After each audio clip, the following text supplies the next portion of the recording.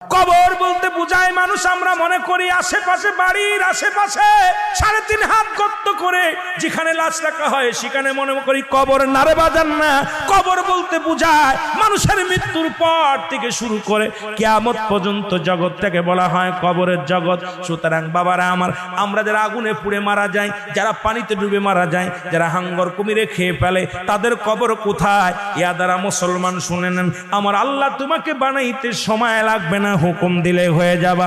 সুতরাং মৃত্যুর পর থেকে শুরু করে কিয়ামত পর্যন্ত জগৎটাকে বলা হয় কবর।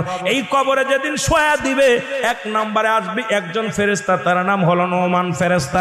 মুসলমান শুনে নেন, আমরা জানি কবরে শোয়ানো পরমান কান্নেকির আসবে। এই ভাইরা আমার, মান কান্নেকির আসার আগে নোমান ফেরেশতা আসবে, কবরে ঢুকে যাবে। সব মুসলমান ডাকতে বলবে, ভাই ওঠো, তোমার ভিতরে রূহটা দেয়া হলো।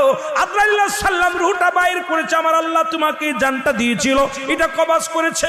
এখন আমি তোমার দুজন কেরামন কাতিবিন, দুপাশে দুজন ফেরেশতা ছিল, তারা তোমার আমলনামাটা লিখে রাখছে, ভালো মন্দ সব লিখে রাখছে। এখন তোমার হিসাব হবে, 2টা কাগজ থাকবে নোমান ফেরেশতার হাতের মধ্যে, একটা হলো নেকির কাগজ, একটা হলো বদির কাগজ। এইবার হাতের মধ্যে দিবে, ভাইরে তুমি লেখো, এই তোমার আমলনামাটা লেখো। বলবে আমি লিখবো কেমনে, আমার কাছে তো কোনো কলম নাই। ডাকতে বলে, বান্দারে তোমার কলম হলো ডান হাতের শাহাদাত আঙ্গুল মোবারক। এই মুসলমান এই আঙ্গুলটার বড় দাম।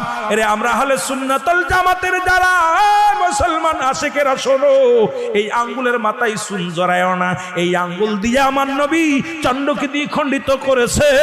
এই আঙ্গুলের বড় দাম। এই কবরের ভিতরে তোমার আমলনামাটা তোমার এই আঙ্গুল দিয়া লেখা লাগবে। বাবার এই আঙ্গুলটার মর্যাদা তোমরা রক্ষা করবা। জোরে জোরে চিল্লায় বলো ঠিক কিনা।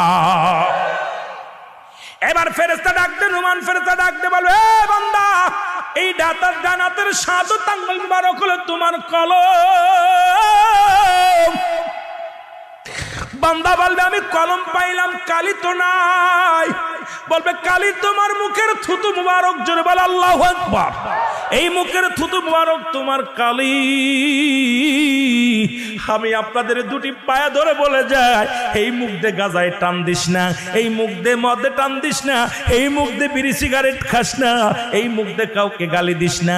এই মুখটারে পবিত্র রাখ। মায়ের গর্ভে যখন ছিলাম, মায়ের নাভির সঙ্গে তোমার নাভিটা জুড়াইয়া দিছে, কারণ এই মুখ দিয়ে আমার নবীর দুরূদ পড়বা, এই মুখ দিয়ে কোরআন পড়বা, এই মুখ দিয়ে আল্লাহর জিকির করবা।